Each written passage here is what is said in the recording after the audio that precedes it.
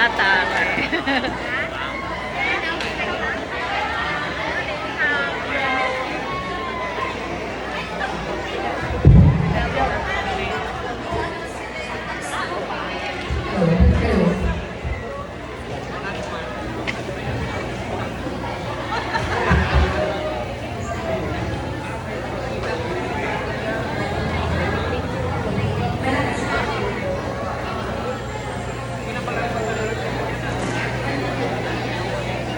Hello.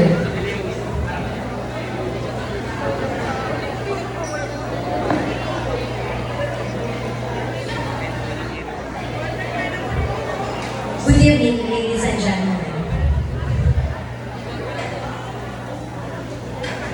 Ang kwentong ito ay pinamagatang hindi dahil asawa mo ako.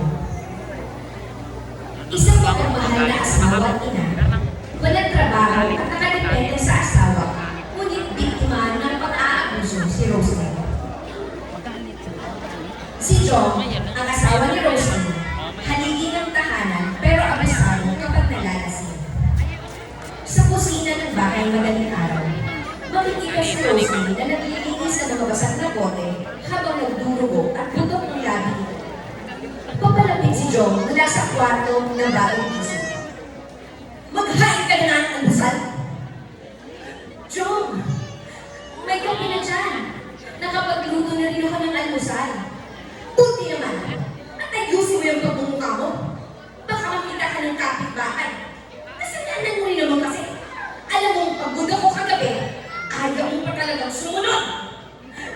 John, may nagnat ako kagabi. At araw-araw na pagod na pagod sa gawain bahay. Pero hindi mo ako pinakikinggan. At pinurbong mo na naman ako. Tandaan mo, Roxy, wala kang trabaho. Ako ang nagpapakain sa'yo. Kaya sa loob ng bahay niya to, ang salita ko at ang gusto ko ang dapat na masunod. Entiende?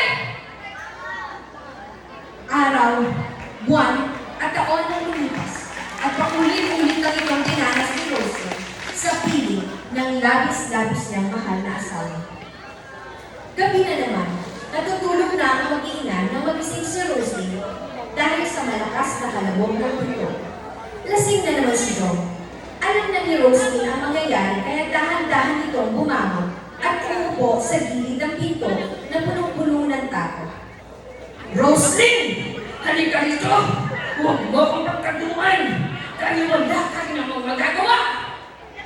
John! Alam mo na! Huwag mo nang basa-basahan ang katawan ko! Tama na! Hindi na ito pagmamahal! Tama na! Asawa kita! Karapatang ko to! Sabay sasampalin ni John si Rosie hanggang mapahiga ko sa sinig at muli ay magtatagumpay na naman ang kademonyohan ni John.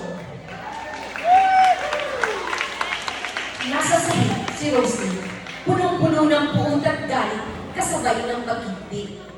Titingnan ni Rosie ang kanyang mga kamay. Uupo at titingnan ang kanyang buong katawan. Mapapatingin siya sa litrato ng kanyang mga anak. Iiyak at manghihina. Ngunit, unti-unting magbabago ang kanyang anak. Dahan-dahan tatayo si Rosie na may determinasyon na sa kanyang nangako. Kinuumagahan. Akala ko, ang pagiging uli ng asawa ay ang pagtitis ng lahat ng sakit. Akala ko, dahil wala akong trabaho, wala na rin akong karapatang tumanggi. Pero, mali ako. Ang katawan ko ay hindi kabayaran para sa pagkain na sa mesa. Kukunin ni Rosie ang kanyang telepono. Magdadalan. Hello? President? Sa The Cruz Women's Association. Kailangan ko po ng tulong niyo.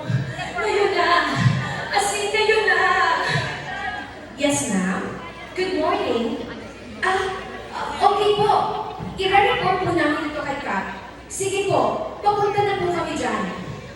Opo, hihintayin ko kayo. Maraming salamat po. Dahan-dahang ibababa ni Roslyn ang telepono. Haharap siya sa paparating na samahan ng mga kababaihan, kasama ang tanod para pigilan si Jong. Gulat na gulat si Jong na lalabas ng kwarto. Sino to mga to? Ano na naman kataratuhan ni Roslyn? Hindi kasalanan ng tumunggi ko. Hindi kahinaan ng huminginan sa lolo. Ang pangbubugbog ng asawa ay hindi dapat ituring ng private matter yan. Dahil ito ay isang krimen, kaya magdusa ka!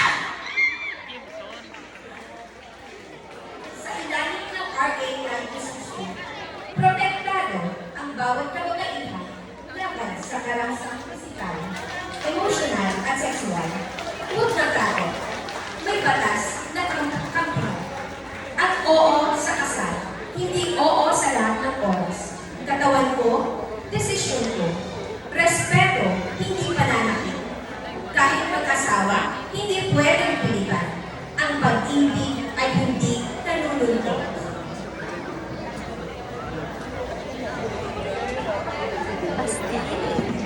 It's a drama.